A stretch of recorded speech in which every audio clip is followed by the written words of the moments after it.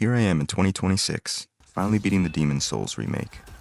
The remake of the game that started it all, the foundation that eventually gave us an entire genre. If you've been following the channel over the last few months, I've beaten Dark Souls 1, 2, and 3, all for the very first time. And once again, Demon Souls left me with that same feeling I've had after finishing each of these games. I really wish I hadn't waited so long to experience them. Playing through this remake, you can clearly see the DNA of what would become Dark Souls, and even Elden Ring. Some mechanics carried forward almost unchanged, and others were clearly left behind for good reason. The overall experience. Starting the Demon Souls remake, I expected the combat and even the visuals to feel a little dated, even with this being a remake. After all, this was the beginning. But honestly, the game looks beautiful, and it plays surprisingly well. The last Souls game I completed before this was Dark Souls 3, which is much faster and more aggressive in its combat. Even with that comparison, Demon Souls still felt good. Slower, yes, but consistent, deliberate, and much in line with the rest of the series. The world and level structure.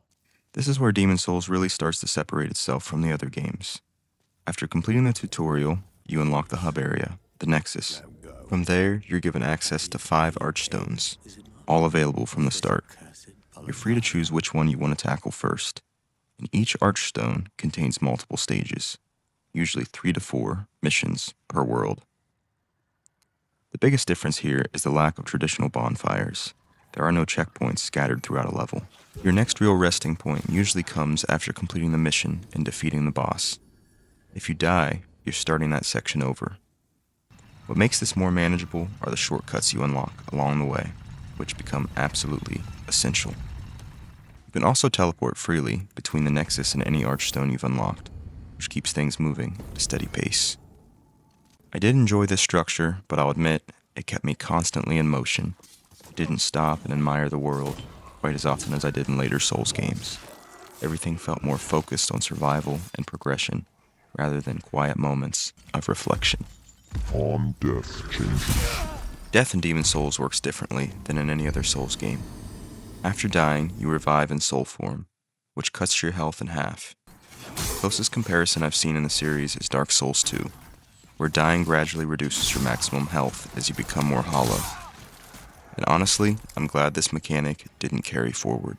Like Dark Souls 2 had human effigies, Demon Souls gives you ephemeral eyes, consumables that restore your body and full health.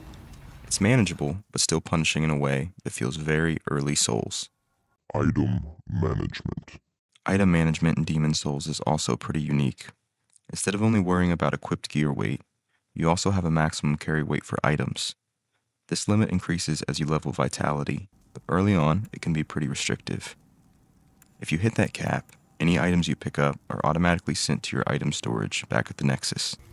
Which sounds fine until you're low on health, pick up a healing item, and realize it never actually made it into your inventory. That moment hurts. Bosses. Overall, I really enjoyed the bosses in Demon Souls. Most of them have some type of gimmick, weakness, or unique approach that makes the fight feel more like a puzzle than a pure skill check. And finally claiming that archstone after a tough fight always felt rewarding. That said, I have 2 notes. First, the final boss. It's a good fight, but it felt more like a second to last boss to me.